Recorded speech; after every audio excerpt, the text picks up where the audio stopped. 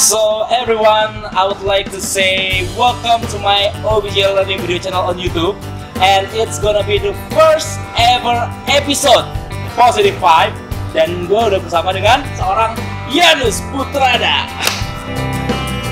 Thank you, bro. What's up, bro? What's up? What's up?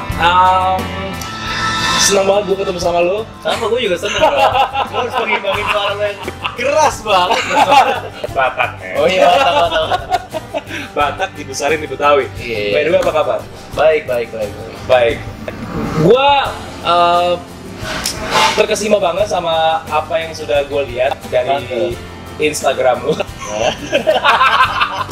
Karena begini, kita ini temenan udah lama banget dari zaman kita masih di Surabaya. Tahun berapa, Boy? Tahun 2009, 2010 ya, 2009 ya.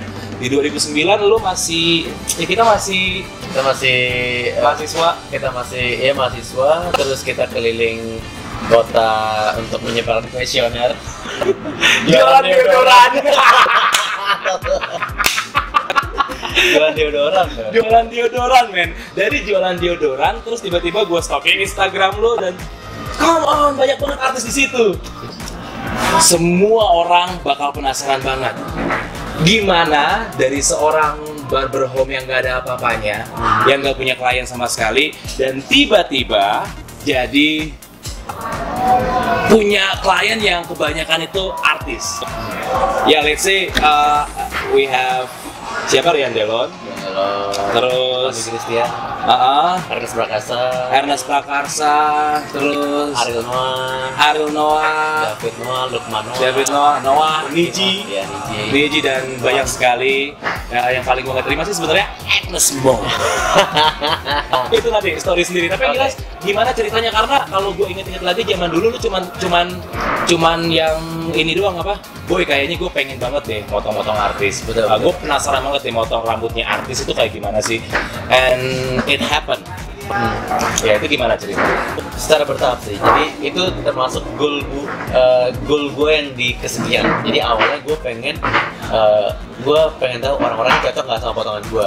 Pertama, habis itu lingkungan teman-teman gue kayaknya cocok. Akhirnya nyebar ke teman-temannya lagi. Inner circle gue makin gede tuh. Habis itu kayaknya karena waktu gue masih di Surabaya, kayaknya di Surabaya udah cocok nih. Akhirnya gue mau pengen coba ke Jakarta karena di pikiran gue adalah fashion itu di Indonesia pusatnya di Jakarta. Jadi gue pengen mengetes kemampuan. Tahun berapa lo pindah ke Jakarta? Gue kalau pindah tahun 2016, tapi waktu gue ngecek itu tahun 2013, 2014. Jadi belum settle di Jakarta. Masih bolak-balik kan. Habis itu gue ke Jakarta. Gue waktu itu belum kayak sekarang, jadi transport juga masih susah, ada cuma taksi atau bajai gitu. Jadi gue memperhitungkan detail dulu, menyiapkan dananya. Terus habis itu gue ke Jakarta. Singkat cerita sih, gue dibantu sama kakak gue, Stella aja. Kakak gue itu makeup artist, jadi dia yang membuka link ke artis. Nah, pertama gue dikenalin oleh Om Farhan. Nah, sebenarnya pertama kali waktu tahun 2013 kayaknya, gue ke Jakarta itu gue dikenalin Niji. Justru Niji? Pertama kali gue potong artis masih giring. Justru itu giring. Artis pertama yang lu potong rambutnya bukan Om Farhan malahan. Bukan. Justru giring. Nice. Halo giring. Udah terjun ke dunia politik dia.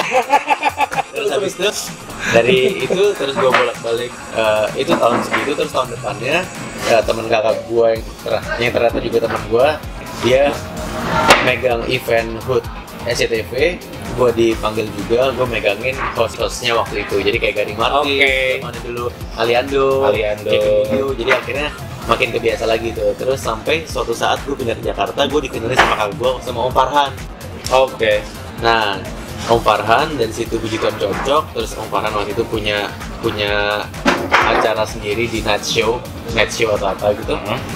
Nah, dari situ karena Om Farhan hostnya, jadi sering ketemu sama bintang-bintang lain. Jadi mulai kebiasa lagi ketemu sama artis lain. Dari situ link lo luas. Sampai suatu titik gue dibawa sama Om Farhan gue janjian, ternyata itu adalah untuk acara Panasonic Global Awards. Nah, dari situ Om Farhan baru kenalin ke artis. Ini kenalin nih hairstylist gue dari Surabaya. Itu gue lihat langsung.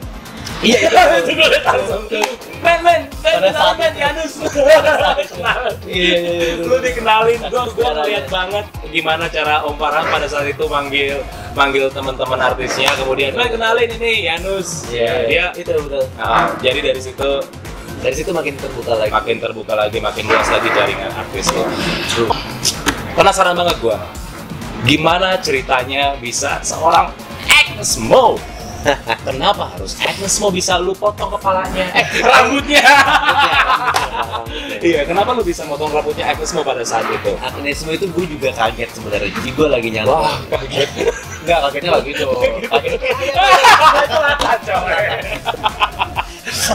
Gimana? Gue tiba-tiba gue di calling terus halo Yanus ya, iya. Terus nggak lama Agnesnya tiba-tiba ngomong lagi. Agnes langsung sendiri ngomong. ya. By phone sama By phone. Yanus, kamu bisa potongin rambut saya nggak?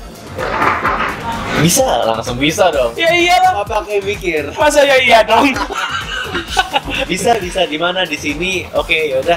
Oke. Dari situ gue langsung siap-siap langsung berangkat cus gitu. Tapi Coba kalau makanya kalau kasih tauin jauh-jauh hari gue pasti kasih tau lu. Boy, gue mau nelfon kakek gue mau moto Agnes Mo nih.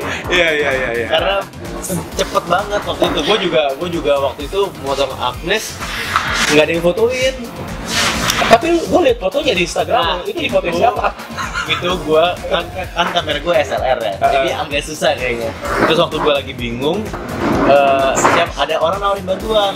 Oke. Ini biar saya fotoin. Sip. Gue kira udah biasa dong. Jepret. Ternyata waktu gue liat ngeblur. Habis itu waktu lagi habis selesai di make up, gue bilang lagi, Agnes foto lagi dong tadi soalnya ngeblur nih. Habis itu nggak ada bantuan lain, orang yang sama, tapi udah gue briefing. Oke. Akhirnya jepret. Dari situ dong, akhirnya tetap ngeblur. Gue pikir hasilnya bakal lebih baik, men. Ternyata tetap ngeblur. Makanya terus gue juga bingung, aduh gimana nih, yaudah deh yang penting ada gambar nih walaupun agak Oke. ngeblur ya. Udah akhirnya gue edit gitu. Ya akhirnya, ya lumayan bagus juga kalau lu lihat cek Instagram Yanus Putrada, Pak. @Yanus Putrada. @Yanus Putrada. Orang kalau ngeliat lu sekarang, ngeliatnya gila nih orang keren banget ya, udah jadi hairstylistnya banyak artis dan lain sebagainya.